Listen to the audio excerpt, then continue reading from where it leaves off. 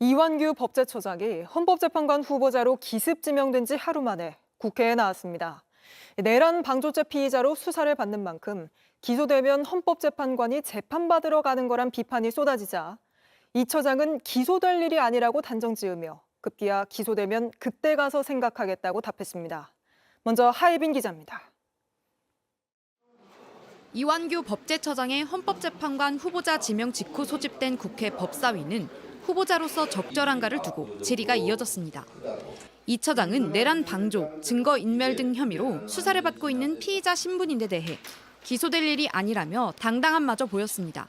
만약에 기소가 되면 헌법재판관이 재판받으러 다니는 상황이 될 수도 있는 거잖아요. 그건 기소될 사안이 아니기 때문에 기소되지 않을 거라고 생각합니다. 기소가 된다면 그때 가서 생각을 하겠습니다.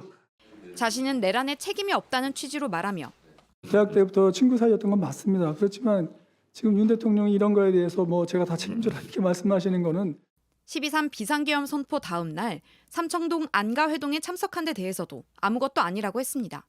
그 안가에서 저녁 모임을 했던 거는 정말 아무런 그런 내용이 아니기 때문에 진실대로 다 밝혀져서 아마 종결될 것이라고 생각을 합니다. 그러면서 한대행이 헌법재판관 후보자를 지명하지 않다가 자신을 지명한 건 문제가 없다는 논리도 펼쳤습니다.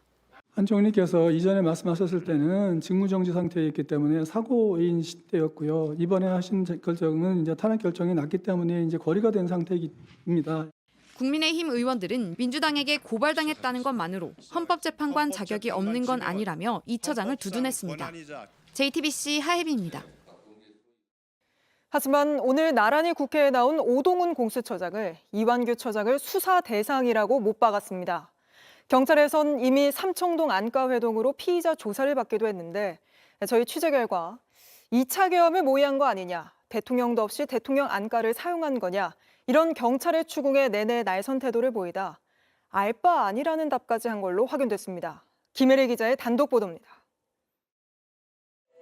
이완규 법제처장은 경찰 조사에서 지난해 12월 4일 안가회동에 대해 구체적으로 답하지 않고 오히려 따지듯 말하기도 했습니다.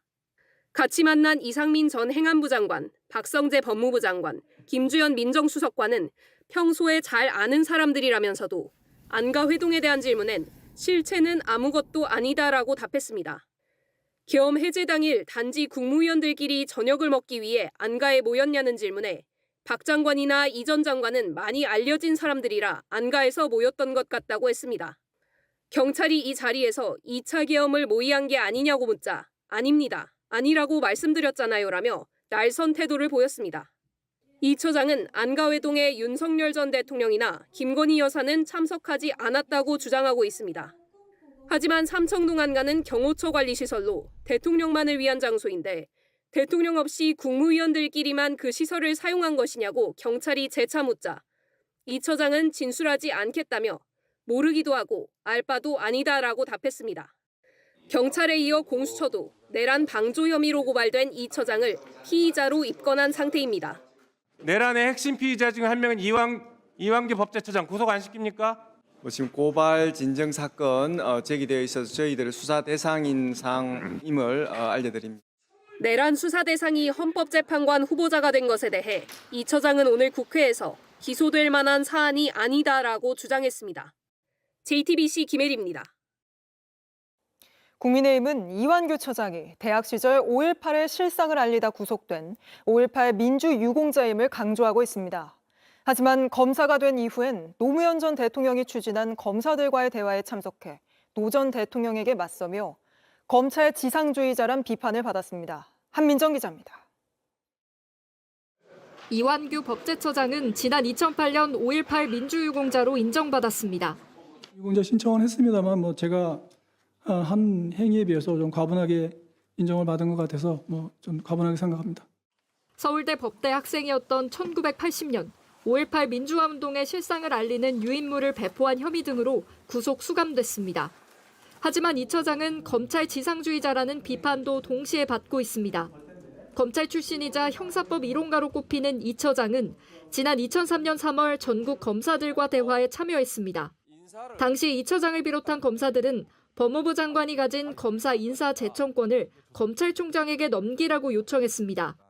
비검사 출신 법무부 장관인 강금실 전 장관이 당시 검찰의 기수서열 문화를 파괴하는 검찰 인사를 하자 이에 반발한 겁니다. 인사위원회를 어떻게 구성하는 것이 좋을지에 관해서 여러분들이 새로운 의견을 주셔야 합니다. 검찰의 인사위원회는 검찰 구성원들이 많이 들어가게 돼 있습니다. 검찰의 업무 또는 그 구성원들의 어떤 업무 성격이나 그 특성은 그 구성원들이 또 제일 잘 알기 때문입니다. 윤 전 대통령의 대선 캠프에 합류했던 이 처장은 대통령 취임 직후인 2022년 5월 법제처장에 임명돼 윤 정부 추진 정책의 법적 논리를 제공해왔습니다. 특히 경찰국 신설 논란 당시 행안부 장관이 이미 가진 권한을 보조하는 기구일 뿐이라는 입장을 밝혔고 지난 1월 윤 전 대통령의 내란죄 수사로 서울 서부지법이 체포영장을 발부하자 적절하지 않다고 발언하기도 했습니다. 학설상 논란이 좀 있습니다. 적절하지 않다고 생각합니다. JTBC 한민정입니다.